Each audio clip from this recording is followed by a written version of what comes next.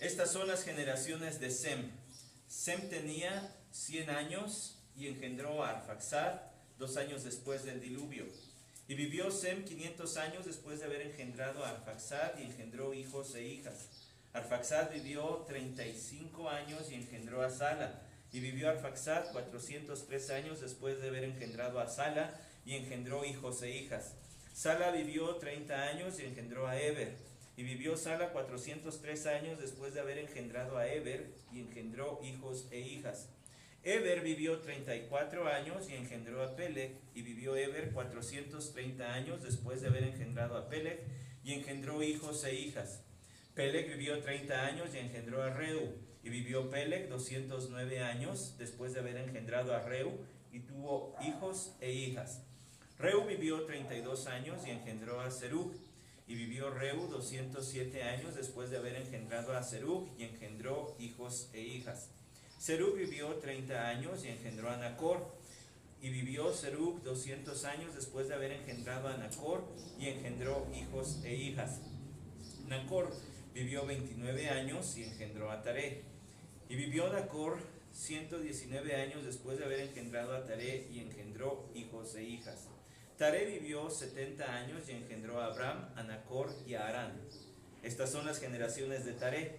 Taré engendró a Abram, a Nacor y a Harán, y Harán engendró a Lot. Y murió Harán en presencia de su padre Taré en la tierra de su nacimiento, en Ur de los Caldeos. Y Abram y Nacor tomaron para sí mujeres. El nombre de la mujer de Abram era Sarai, y el nombre de la mujer de Nacor, Milca, hija de Harán, padre de Milca y de Isca. Y Sarai era estéril, no tenía hijo. Y Taré tomó a Abram su hijo, a su nieto Lot, hijo de Harán, y a Sarai su nuera, mujer de su hijo Abram, y salieron juntos de Ur de los Caldeos en dirección a la tierra de Canaán, y llegaron hasta Harán y se establecieron allí. Los días de Taré fueron 205 años, y murió Taré en Harán. Y el Señor dijo a Abram: vete de tu tierra, de entre tus parientes y de la casa de tu padre, a la tierra que yo te mostraré. Haré de ti una nación grande y te bendeciré y engrandeceré tu nombre y serás bendición. Bendeciré a los que te bendigan y al que te maldiga maldeciré, y en ti serán benditas todas las familias de la tierra. Entonces Abram se fue tal como el Señor le había dicho, y Lot fue con él. Y Abram tenía 75 años cuando partió de Harán. Vamos a orar.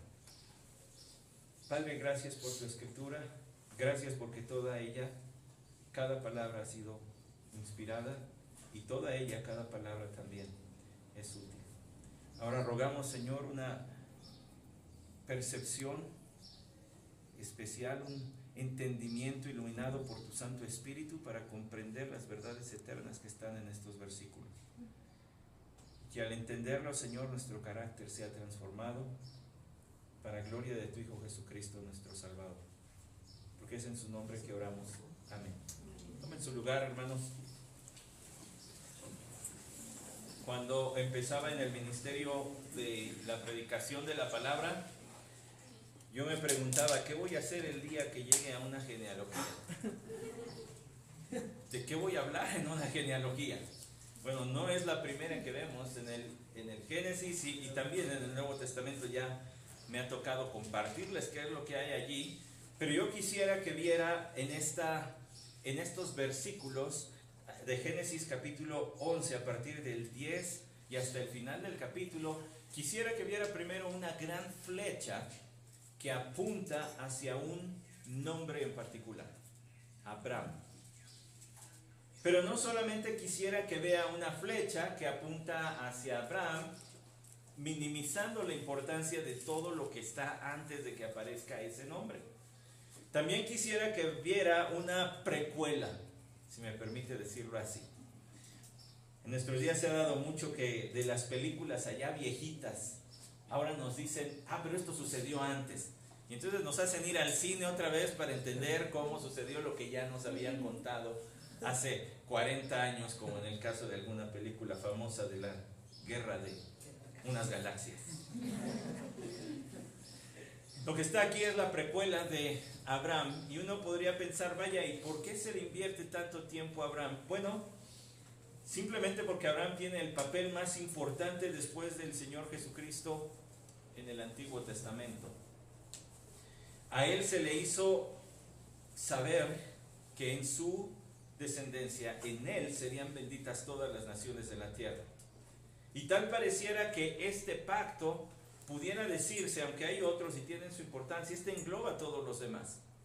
La bendición que vendría a todas las naciones está incluida en el pacto también con David, está incluida en el pacto con Leví, Finés, propiamente dicho, el pacto levítico, está incluido, por supuesto, en el nuevo pacto, es donde se entiende mejor que la bendición se expandería a todas las naciones de la tierra.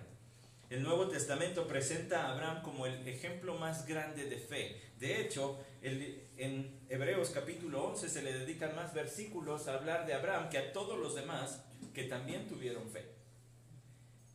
Pablo menciona a Abraham como el centro de su explicación de la doctrina de la justificación en su carta a los romanos. Para entender la justificación, Pablo se remite a Abraham. ¿Es importante? Yo creo que sí. Además, todos los creyentes somos llamados hijos de Abraham por la fe en Cristo Jesús. Así que hace bastante tiempo, cuando decidimos que hablaríamos de Génesis capítulos 1 al 11,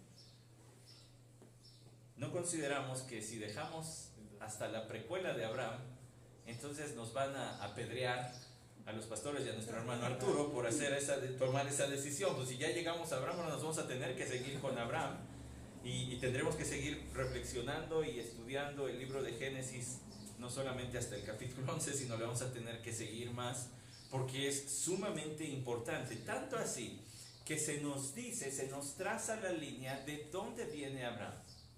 No solamente se nos traza la línea de dónde viene Abraham, que es lo que acabamos de leer, también se nos traza la línea de quien vino mucho tiempo después de Abraham, nuestro Señor Jesucristo.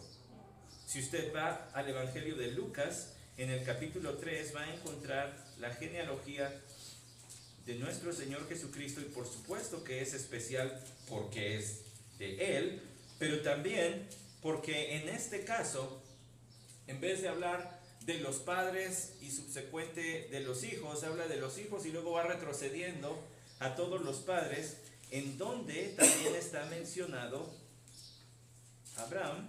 Mire el versículo 34, Judá de Jacob, Jacob de Isaac, Isaac de Abraham, Abraham de Taré, Taré de Nacor, Nacor de Serug, Serug de Ragau, Ragau de Peleg, Peleg de Eber, Eber de Sala, Sala de Cainán, Cainán de Arfaxad, Arfaxad de Sem, Sem de Noé, Noé de Lamec, Lamec de Matusalén, Matusalén de Enoc, Enoc de Jared, Jared de Mahalalel, Mahalalel de Cainán, Cainán de Enos, Enos de Set, Set de Adán y Adán de Dios. Para demostrar que Jesús es un legítimo hijo de Abraham, hijo de David, descendiente pues de ellos, y por tanto es digno de tomar el trono de David su padre. Entonces lo que está en Génesis 11 es sumamente importante. Esta segunda parte del capítulo nos habla de Abraham y nos habla de su elección. Permítame decir así, nos grita verdades acerca de la elección de Abraham y la nuestra. La elección de Abraham y la nuestra. La elección es personal. Le tengo algunos datos y usted va a ver cómo desde tiempos antiguos ya había malos padres. Esta genealogía se lo va a probar. En el versículo 10 dice: estas son las generaciones de Sem. ¿Quién fue Sem? Hijo de Noé. Es más, es el hijo de quien Noé pronunció una bendición que es una profecía. En el versículo 26 del capítulo 9 dijo también, está hablando de Noé: bendito sea el Señor, el Dios de Sem, y sea Canaán su siervo. Bendito sea el Señor, el Dios de Sem. Y cuando explicamos ese versículo decíamos, bueno, la bendición no es específicamente sobre Sem, sino hacia Dios. ¿Por qué? Porque Sem tiene una relación con Dios. Bendito sea el Dios de Sem. Es Dios quien ha hecho que Sem sea respetuoso de su padre, mostrando así temor del propio Dios. Recuerda cómo cubrió junto con su hermano a Noé. Entonces Sem, capítulo 11, versículo 10, es hijo de Noé, tenía 100 años y engendró a Arfaxad 2 años después del diluvio. Después del diluvio tuvo su hijo de nombre Arfaxad. ¿Pudo haber tenido otro? Pues sí, hubo 2 años después del diluvio. Y el mandato fue, ¿cuál fue? Fructifiquen, llenen la tierra, repoblen la tierra. Entonces es probable del tiempo suficiente para que Arfaxad no haya sido su primogénito. Probablemente lo fue, pero tal vez no. Y eso es importante en todo este capítulo. No se quiere decir que siempre el hijo mencionado, o en el caso de Abraham, el primer mencionado haya sido el primero en nacer, pero sí el más importante. Tal vez Arfaxad fue el más importante y no necesariamente el primero. Entonces, dice Sem. ¿A qué le suena la palabra semitas? Bueno, yo sé que le suena a comida típica de Puebla, pero bíblicamente hablando, ¿a qué le suena semita? Le suena a los judíos, al pueblo judío. Son los descendientes de Sem. De aquí va a salir Abraham y de Abraham van a salir los judíos. Entonces por eso se les llama semitas, nada más para que sepa por qué a los judíos se les llama semitas. Ahora, luego dice, tuvo un hijo que se llamó Arfaxad.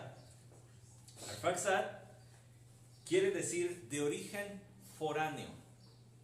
¿Por qué le puso así? ¿Quién sabe? Pero le puso Arfaxad. El siguiente está bueno porque Arfaxad tuvo un hijo en el versículo 12 y le puso por nombre Sala. Yo sé que para usted y para mí Sala quiere decir algo, pero en aquel tiempo en el idioma original quiere decir dardo, lanza o arma. Está bueno ese nombre, ¿no cree? Varonil.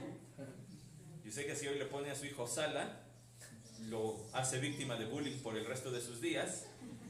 Pero en ese tiempo y en eso estaba bien. Suena a arma, poderoso, varonil el nombre, ¿no cree? Además, Sala tuvo un hijo que se llamó Eber. Eber quiere decir cruzar o pasar al otro lado. A los judíos se les llama semitas o hebreos, porque vienen de Eber.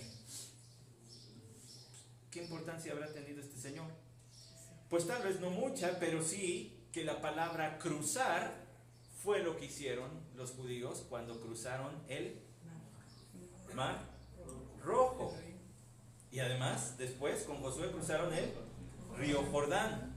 Entonces, estos son los que cruzan, judíos. Bueno, dice además después, Eber tenía, dice versículo 16, vivió 34 años y engendró a Peleg. Peleg quiere decir hermano, compañero o amigo. Ahora, es curioso, es importante este nombre Peleg, porque si usted retrocede un poco, si usted retrocede al capítulo 10, versículo 25, dice, y a Eber le nacieron 2 hijos, el nombre de uno fue Peleg, porque en sus días fue repartida la tierra, y el nombre de su hermano fue Joctán. Entonces, quiero que vea que aquí se omitió el otro hijo de Eber, solamente se nos menciona Peleg, porque lo que le estoy diciendo, se menciona el importante, el de la línea familiar hacia Abraham. Y en el tiempo de Peleg fue cuando sucedió lo de la torre de Babel. Fue allí, es lo que acaba de decir, fue cuando la tierra fue repartida, en tiempos de Peleg. Ahora, se ha discutido mucho a lo largo de, pues imagínense, de todos los siglos, ¿cómo es posible que hayan sido capaces ya de disponerse a fundar una ciudad? Bueno, no es tan raro porque ¿quién había hecho eso? Caín. Recuerdan, Caín ya había tratado esto. Y entonces en Babel trataron de fundar una ciudad. Pues ¿cuántos eran para que ya quisieran convertirse en una ciudad? Bueno, el comentarista Henry Morris, en su comentario que ya he citado varias veces aquí, un extraordinario comentario, ojalá lo pueda conseguir si le interesa conocer el libro de Génesis, dice él, algunos dudan que en el primer siglo haya habido suficientemente gente como para que los sobrevivientes del diluvio hubiesen podido intentar construir la Torre de Babel. Sin embargo, no es de dudarse que la población creció rápidamente en el primer siglo. Era para la ventaja de las familias tener muchos hijos. Significaba mayor mano de obra. Eso no lo dice él, lo digo yo. La verdad. Pero además todo eso estaba de acuerdo al mandato de Dios, sigue diciendo este hermano, porque cada familia podía tener tantos hijos como quisiera. Y así Sem, Cam y Jafet tuvieron en total entre todos enlistados 16 hijos, aunque pudieron tener más que no estuvieran enlistados. Es más, dice él, Noé pudo haber tenido hijos que no están mencionados en la Biblia después del diluvio. Así que podemos suponer que también hubo hijas para que se siguieran reproduciendo. Así que después del diluvio, la primera generación por lo menos debió incluir 32 personas. Un incremento del 533% con respecto a los que habían salido del arca. Asumiendo que esta proporción de crecimiento se mantuvo en los siguientes años, lo cual es muy conservador. Entonces la segunda generación tuvo 171 personas, habitantes de la tierra, la tercera 912, haciendo de esto por lo menos 1120 adultos maduros en el tiempo de la dispersión de Babel. Y apenas vamos en Peleg. Y aquí no estamos ya, después de esto, después de Peleg ya no se va a hablar de los demás, los de Cam, los de Jafet, que también se reprodujeron. Entonces cuando lleguemos al punto donde veamos a Abraham y a su padre y a su demás familia habitando en Ur de los Caldeos, ya entenderemos que hay millones de personas habitando la tierra, porque han pasado muchos años, muchas generaciones, y se reproducían por conveniencia. Era mejor reproducirse en un montón de hijos. Bueno, regrese al texto donde estamos hablando de todos estos nombres. Entonces Peleg quiere decir hermano, compañero, porque tuvo pues, a su hermano, como ya leímos en el otro texto. Y luego Peleg engendró a Reu en el versículo 18. Y después de haberlo engendrado tuvo hijos e hijas. Note que de todos estos se dice tuvieron hijos e hijas, hijos e hijas. Se menciona uno, pero hay más. Hay más, es una gran masa de gente. Y Reu, dice, engendró a Serug, el que quiere decir, aquí es lo que le digo, que siempre ha habido malos padres, quiere decir envoltura o guirnalda. Al otro le ponen arma, flecha, lanza, y a este le ponen guirnalda. Pues como que no. Pero este también se pasó, porque dice que Serug vivió 30 años. En el versículo 22 dice, y engendró a Nacor. Nacor quiere decir ronquido. O sea que ya se imagina que salió del vientre y se echaba unos ronquidotes que dijeron, este es Nacor. Cualquier parecido con algún hermano, no sé yo. Y luego Nacor, aquí ya es donde toma otro tono, porque Nacor es el abuelo de Abraham. Y Nacor engendró a Taré, dice el versículo 24. ¿Qué quiere decir Taré? Es desconocido, no se sabe exactamente qué quiere decir. Y Taré vivió 70 años y engendró a Abraham, que quiere decir padre, a Nacor y a Harán. Nacor, ya dijimos, es otro que roncaba fuerte. Y Harán quiere decir montañés, que le gustaba la montaña. Aquí, ¿qué es lo que quiero mostrarle a través de todos estos nombres? Además de mostrarle los nombres y su significado, quiero mostrarle que la población del mundo ya era mucha. Ya era mucha. Había muchísima gente, de tal forma que se calcula que para cuando llegamos al versículo 28 había millones de personas poblando la tierra. Recuerda, hermano, la Biblia no nos habla de los judíos y por otro lado sucedían otras cosas. No, hasta aquí han sido el recuento de las naciones. Aquí están las naciones, hasta el capítulo 10 donde está la dispersión recontada, y en el capítulo 11 los primeros 9 versículos que hablan de todos los que fueron, valga la redundancia, dispersos en Babel. Pero estamos siguiendo la historia de una familia. Había muchísima gente ya viviendo en la tierra para el tiempo de Abraham. Algo que es importante mencionar, porque generalmente quienes estudian esto se encuentran con que Lucas 3:36 menciona un nombre que no aparece aquí y es el nombre Cainán.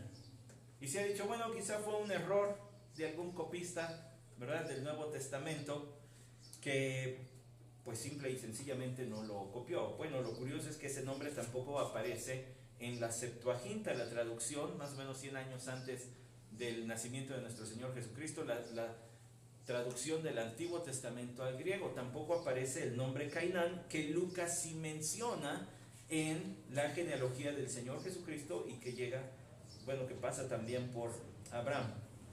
Entonces, ¿cuál es el asunto con ese nombre? Simple y sencillamente, lo más probable es que Moisés lo omitió, porque era otro de estas personas no tan relevantes para llegar hasta Abraham. O no sabemos exactamente por qué allá sí aparece en Lucas 3:36, pero algo sí le puedo decir, eso no altera el mensaje fundamental de la Biblia, de la salvación por fe en Cristo Jesús.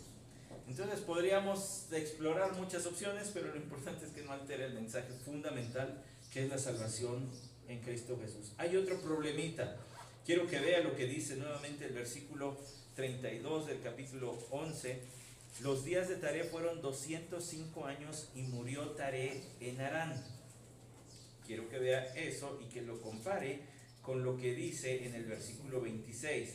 Taré vivió 70 años y engendró a Abraham, a Nacor y a Harán.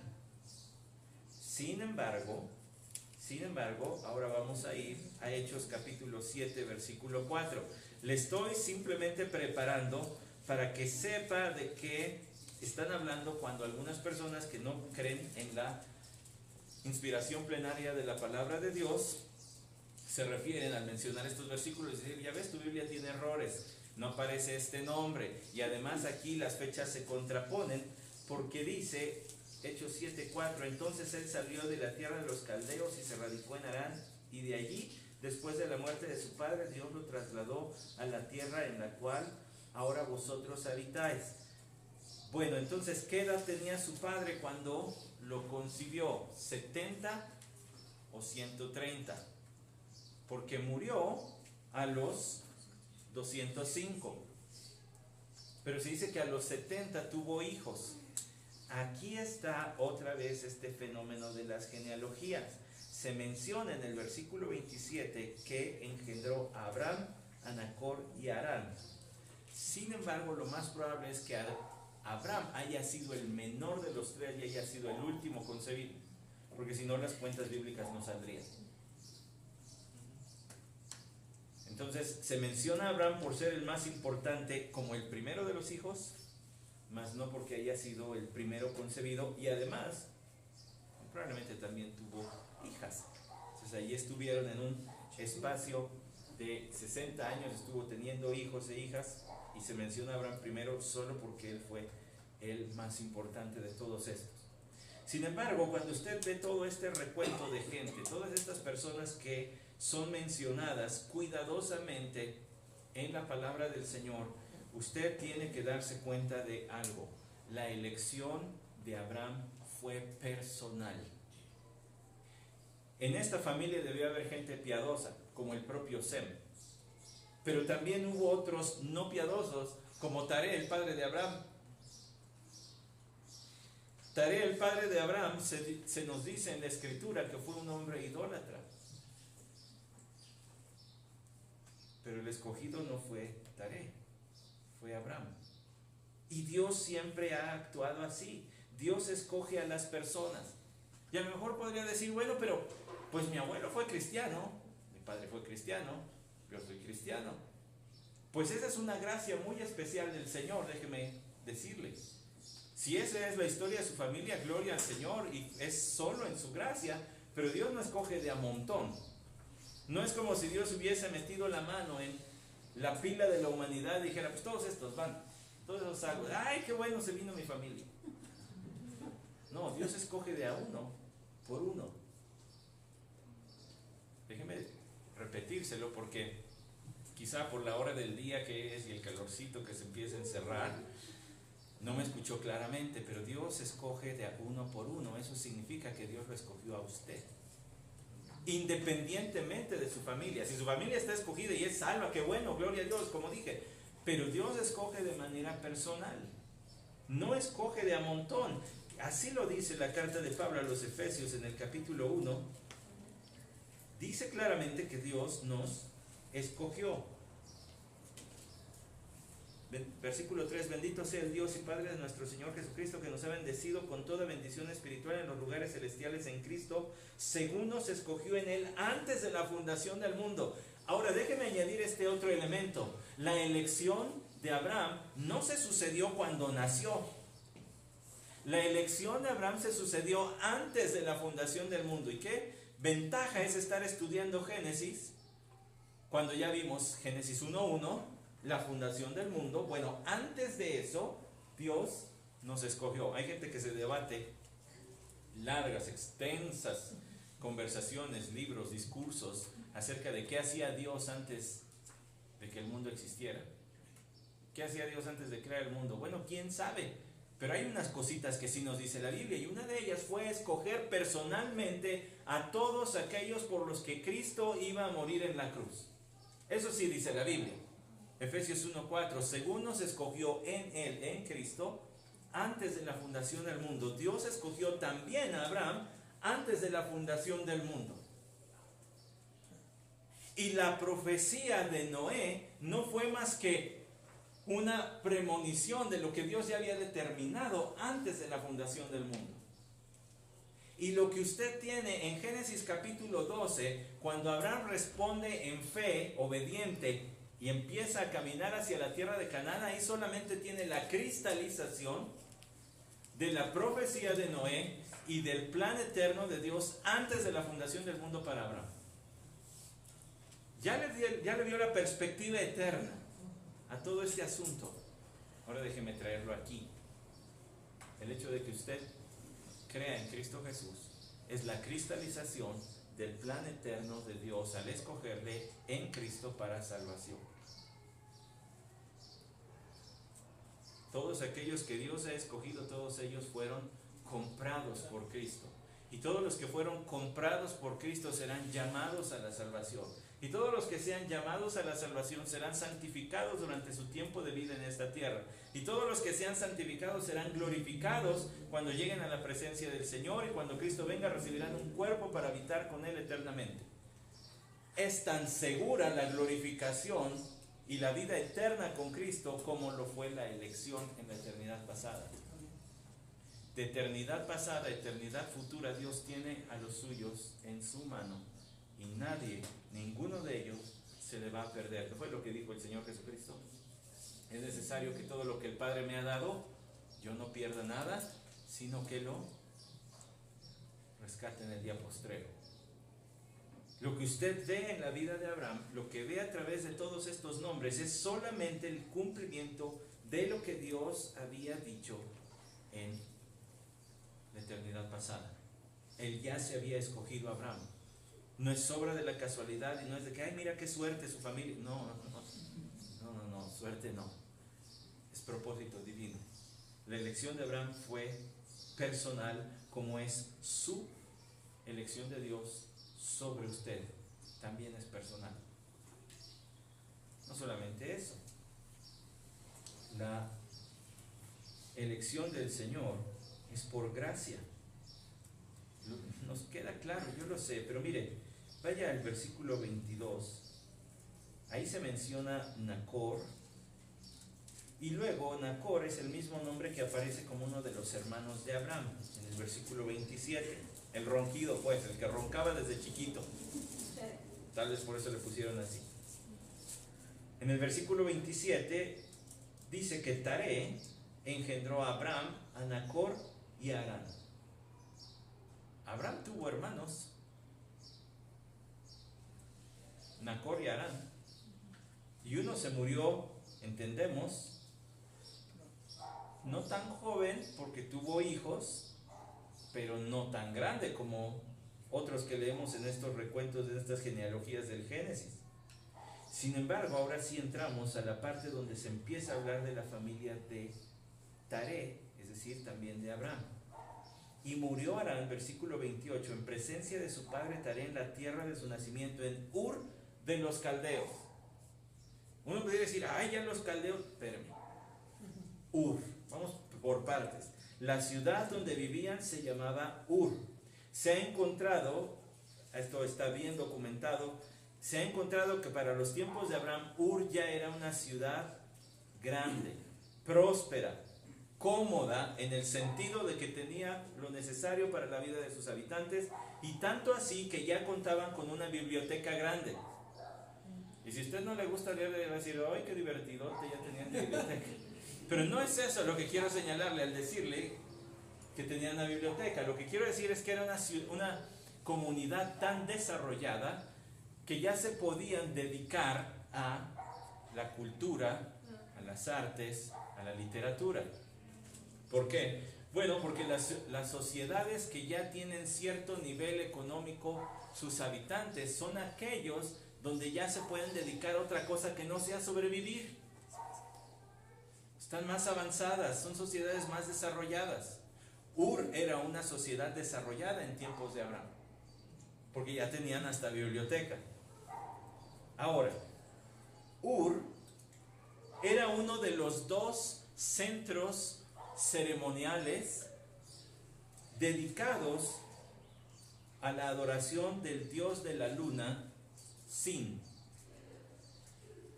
Así se llamaba, Sin. ¿Cómo cree que se llamaba el otro centro ceremonial? Se lo voy a mostrar, está aquí. Dice el versículo 31, y Taré tomó a Abraham su hijo, a su nieto Lot, hijo de Harán, y a Sarai su nuera, mujer de su hijo Abraham, y salieron juntos de Ur de los caldeos en dirección a la tierra de Canaán. Su propósito era llegar hasta Canaán. Están aquí, lo que después llegó a ser Babilonia, empiezan a atravesar, acá está Canaán, y suben hacia el norte, y llegaron hasta Harán y se establecieron allí. ¿Sabe cómo se llamaba el otro centro ceremonial importante del dios de la luna, Sin? Harán. Hay una explicación para esto en Josué capítulo 24. Si iban a Canaán y podían haber ido hacia el oeste, ¿por qué subieron al norte y se establecieron en Harán? Exactamente lo que me dijeron aquí al frente. Dice Josué 24, versículo 2. Y Josué dijo a todo el pueblo, así dice el Señor, Dios de Israel, al otro lado del río habitaban antiguamente vuestros padres, es decir, Taré, padre de Abraham y de Nacor, y servían a otros dioses. ¿Por qué Taré dejó Ur y en vez de irse al oeste hacia Canaán, dijo, mejor vámonos para el norte, hacia Harán, porque ayer el otro centro ceremonial del dios Sin? Yo también torcí la boca cuando vi ese versículo. Dije, ay, o sea que Taré era bien idólatra. No era de que fuera nominal, creyente en Sin, de esos nominales, de esos que nada más se dicen pero no son. No, era un verdadero devoto de Sin.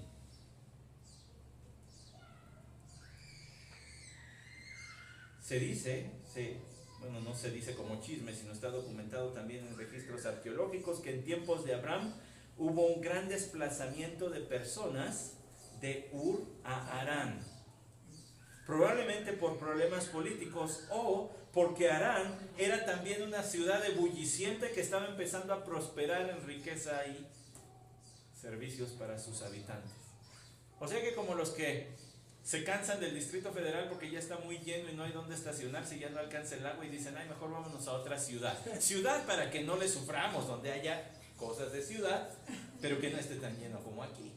Pues probablemente eso pasaba con Taré y su familia, y Taré se buscó una ciudad donde además se adorara al dios Sin.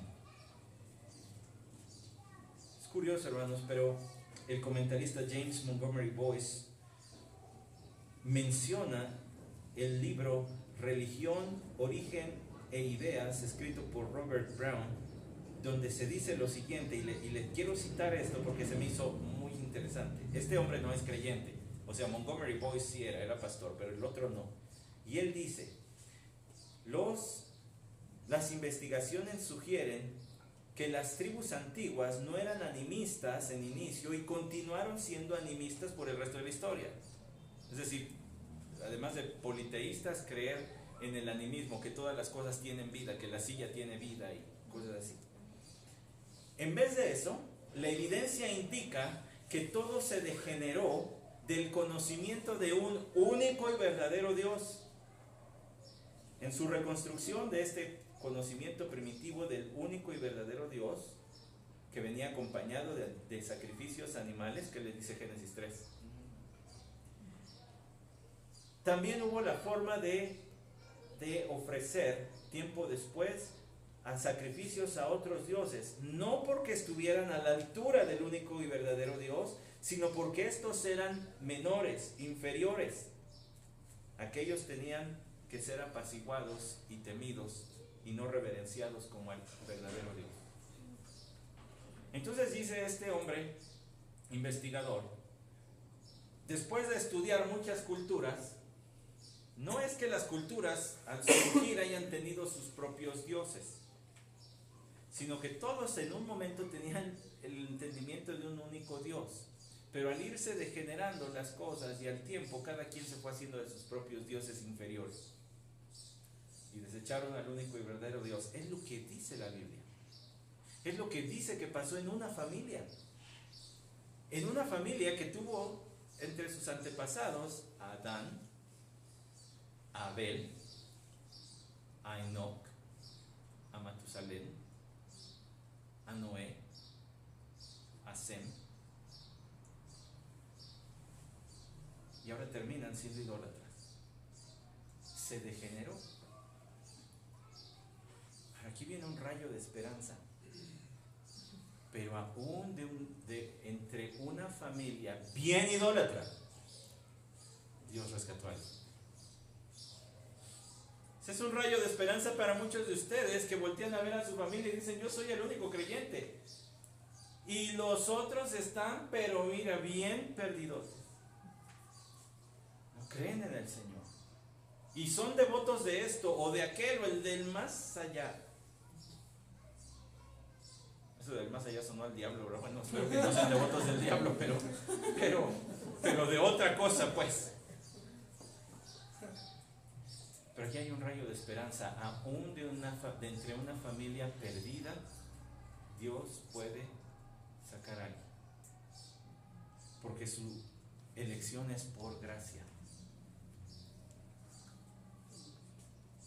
Lo más probable es que Abraham haya sido un devoto, seguidor, adorador de sí. Y aquí viene algo que sacude el esqueleto. ¿Cuándo llamó Dios a Abraham? Bueno, si nosotros nos quedamos con lo que dice el libro de Génesis, pues murió Taré, dice el versículo 32 del capítulo 11, y luego el 12 dice, y el Señor le dijo a Abraham. Entonces uno dice, cuando se murió su papá, ahora sí Dios dijo. No. De hecho ya lo leímos. En Hechos capítulo 7, este es el discurso de Esteban, y el sumo sacerdote dijo, ¿es esto así? Y Esteban va a predicarles, y les va a predicar desde el Génesis. O sea que estamos llevándonos aquí la espada del Espíritu para blandirla desde Génesis hasta Apocalipsis. Y él dijo, escuchadme, hermanos y padres, el Dios de gloria apareció a nuestro padre Abraham cuando estaba en Mesopotamia, antes que habitara en Harán. Y le dijo, sal de tu tierra y de tu parentela y ve a la tierra que yo te mostraré. Entonces él salió de tierra de los caldeos y se radicó en Harán. Y de allí, después de la muerte de su padre, Dios lo trasladó a esta tierra en la cual ahora vosotros habitáis. Dios llamó a Abraham desde que estaba en Ur. Abraham era creyente desde que estaba en Ur. Al menos creyente en el sentido de ya tener una comunión con Dios y de que Dios le hablara. Pero luego se va con toda su familia a Harán. Y no se va en obediencia a Dios hasta que se muere su padre. Vaya que este Esteban le echó luz a nuestro texto de hoy. Fue después de la muerte de su padre, Dios lo trasladó a esta tierra en la cual vosotros habitáis. En medio de todo, Dios escogió a Abraham. En medio de toda la idolatría. Y aun cuando éste no fue inmediatamente obediente, Dios todavía tuvo paciencia. Dios escogió por gracia, no por méritos. Nunca le pase por su cabecita pensar que, bueno, es que Abraham es que era un tipazo. Era como usted y como yo. Algunos de nosotros nunca nos postramos ante una imagen. Nacimos bajo la influencia de un hogar cristiano. Pero eso no nos hizo mejores que nadie más, porque teníamos otros idolotes en el corazón. La vanidad, por ejemplo. El dinero, por ejemplo. El entretenimiento y el descanso, por ejemplo. O el trabajo. Pero aún así Dios dice, no, vas a ser mío. Dejas todo lo demás y vas a ser mío. Entonces la elección de Dios fue personal. La elección de Dios en Abraham fue personal. Pero también la elección de Dios en Abraham fue por gracia. No había méritos en Abraham. Y le digo algo, por gracia sois salvos por medio de la fe. Si Dios lo escogió a usted y a mí, es por gracia. El ejemplo de Abraham es el modelo que Dios sigue para todos. Escogidos en la eternidad pasada, sin ningún mérito. Y de manera personal. Y no hay garantía de que el Señor salve a nuestras familias. Pero si lo hay, dele gracias a Dios. ¡Qué bendición! Es que aquellos que escogiste para que me acompañen durante mi vida sean tus hijos, Señor. Porque en el caso de Abraham, no fue eso. Por último, déjeme mostrarle algo más acerca de la elección de Abraham. Además, la elección de Abraham fue una elección improbable para el propósito de Dios. Fue improbable porque si usted regresa a Génesis capítulo 11, se nos dice en el versículo 29, y Abraham y Nacor tomaron para sí mujeres. Dice, el nombre de la mujer de Abraham era Sarai, y el nombre de la mujer de Nacor, Milca, hija de Harán, o sea, se casó con su sobrina. ¿Sí? Nacor se casó con su sobrina Milca. Y dice, versículo 30, y Sarai era estéril, no tenía hijo. Lo más fácil es que si Dios se proponía levantar una nación, como dice Génesis capítulo 12, versículo 3, versículo 2, haré de ti una nación grande y te bendeciré, lo más fácil hubiera sido que agarrara al otro, ¿no? Que se agarrara a Harán, ese tuvo tres que se mencionan. Pues mejor se hubiera agarrado a ese. O mejor se hubiera agarrado a uno de los otros que tuvieron un montón de hijos y de hijas. Pero Dios escogió a Abraham, al que era el menos probable para llevar a cabo su propósito, de formar una nación, es decir, de tomar un individuo y de él sacar un nuevo pueblo. Déjeme decirlo para que nos quede más claro. Y formar todos los habitantes de un país a partir de uno. Pues mejor hubiera agarrado otro. Pero Dios no hace las cosas así. Dios no piensa en términos humanos ni está limitado por los límites humanos. Dios escogió al hombre que tenía una esposa que no podía tener hijos. Él sí, porque luego lo vemos teniendo hijos con Agar. Pero la esposa no. Era improbable para el propósito de Dios esto, pero no era improbable para Dios. A los ojos humanos era improbable para el propósito de Dios, pero no era imposible ni improbable para Dios. Él lo podía hacer y lo hizo. La elección de Abraham, en su improbabilidad, también tiene su reflejo, su paralelo en la elección de los creyentes. Dios nos ha escogido para lo improbable. Se lo voy a demostrar porque ya lo dije, ahora se lo tengo que probar. La primera carta de Pablo a los Corintios, en el capítulo 1, y vea cuál es el currículum que Dios prefiere. ¿Cuál es el perfil de aquellos que Él escoge? Primero los Corintios, capítulo 1, versículo 26. Pues considerad, hermanos, vuestro llamamiento. No hubo muchos sabios conforme a la carne, ni muchos poderosos, ni muchos nobles, sino que Dios ha escogido lo necio del mundo para avergonzar a los sabios. Dios no escoge por méritos intelectuales, y esto no es para llamar a ningún cristiano tonto. No es lo que dice Pablo, no era la intención de Pablo. Pero entre aquellos que se dicen genios, ¿cuántos de ellos niegan la existencia de Dios? Como Stephen Hopkins, de quien Dios haya tenido misericordia, pero que hasta donde escribió y hasta donde dijo, siempre negó la existencia de Dios. El mundo le llama genio, escribió uno de mis primos en Facebook, el mundo le llama genio, Dios le llamó necio. Dice el necio en su corazón, no hay Dios. Ha dejado de funcionar correctamente tu cabeza cuando la lógica en la creación te apunta a que hay un creador.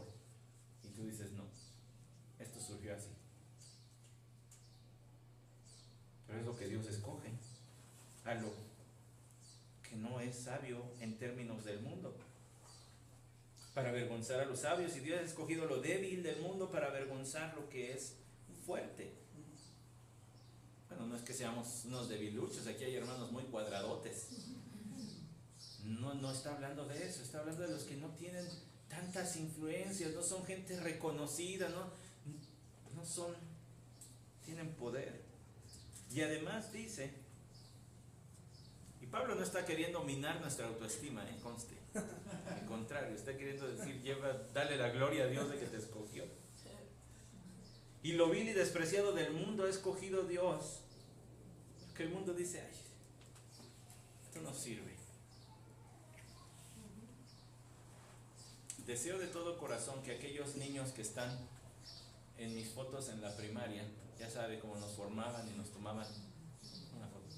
Deseo de todo corazón, oro, para que el Señor les haya alcanzado.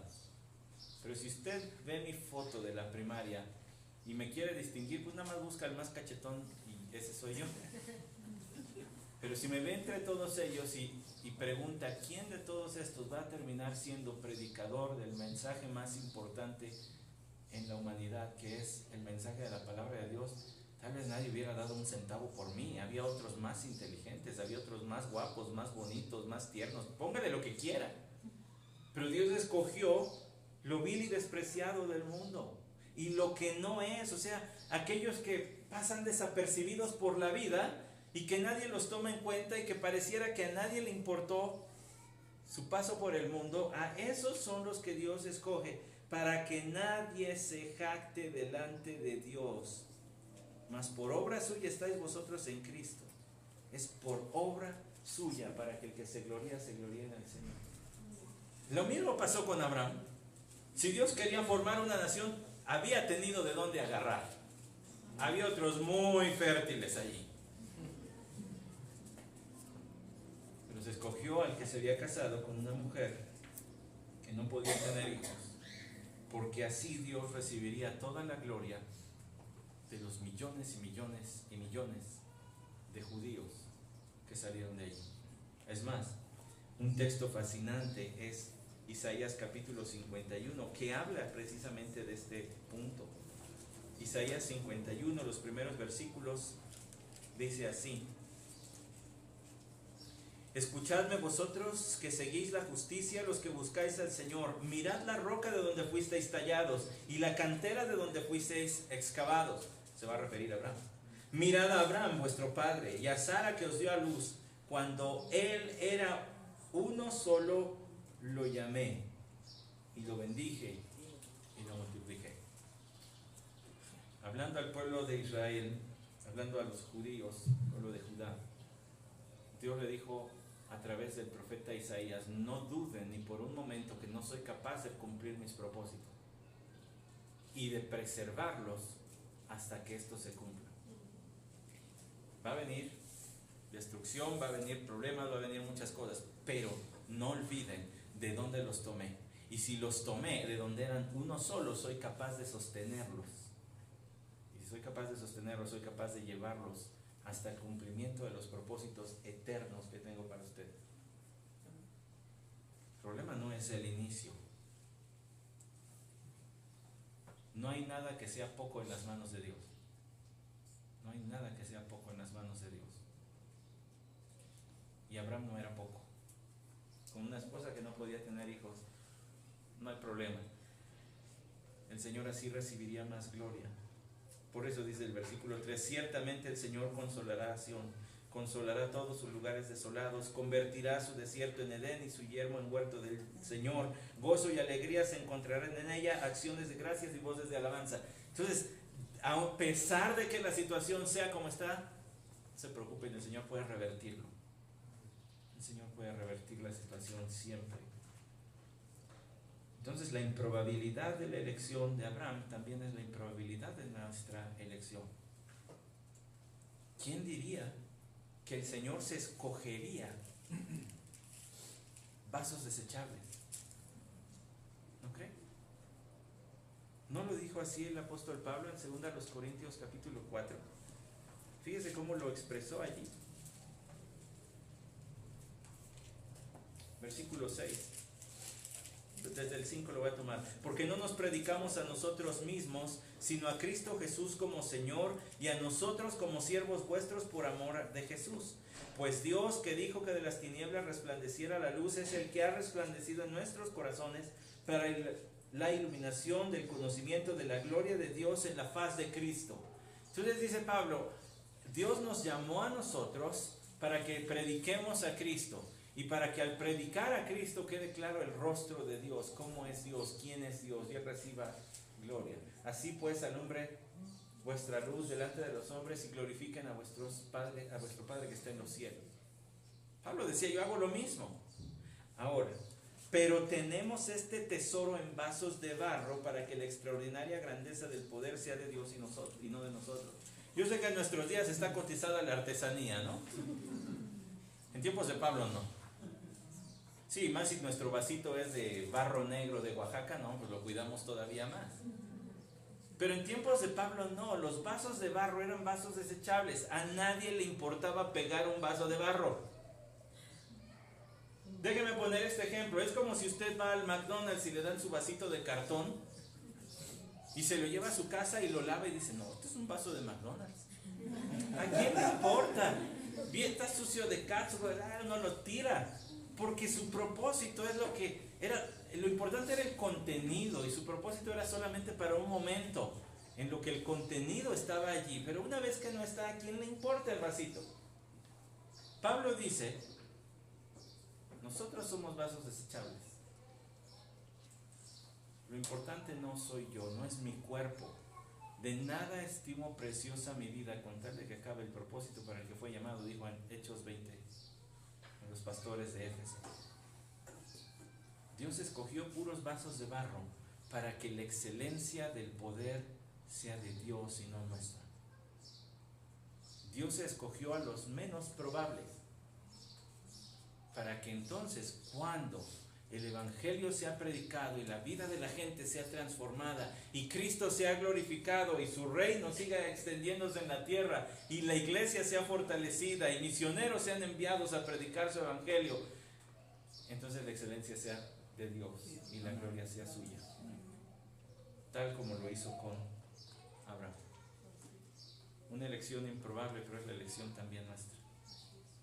Les hablaba de mi amigo, que se pone nervioso para predicar, el que él dice de sí mismo, es que parezco nerd.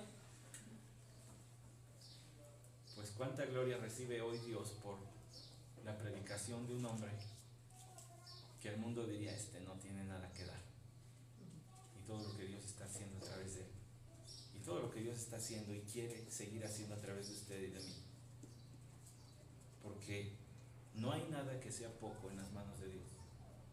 Y es el ejemplo de Abraham. Vamos a orar. Padre, que nos dispongamos a ser instrumentos útiles en tus manos. No somos más que vasos de barro, platos desechables, servilletas. Lo importante es el contenido que tenemos y es el mensaje de tu evangelio. Es Cristo Jesús.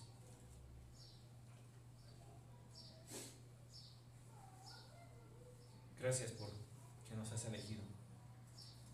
Gracias porque nos has amado en tu Hijo Jesucristo. Gracias porque Él nos ha hecho un reino de sacerdotes para nuestro Dios. Gracias porque en Él somos un linaje escogido, una familia como la judía que tú escogiste. Pero nosotros somos una familia escogida para que anunciemos las virtudes del que nos llamó de las tinieblas a su luz. Aviva el fuego en nuestro corazón para predicar tu evangelio, para vivir tu evangelio delante de los ojos de todos los que nos rodean. Y que así tu Hijo, nuestro Salvador, quien merece la gloria, el reconocimiento de todas las bocas que ha habido, hay y habrá en este mundo, entonces Él sea reconocido por todos como el Señor y por todos aquellos por los que murió. Él sea glorificado y exaltado por toda la eternidad. Te amamos, Señor, y nos duele ver cuán imperfecto es nuestro amor. Ayúdanos a amarte mejor. Pedimos en nombre de tu Hijo, nuestro Salvador.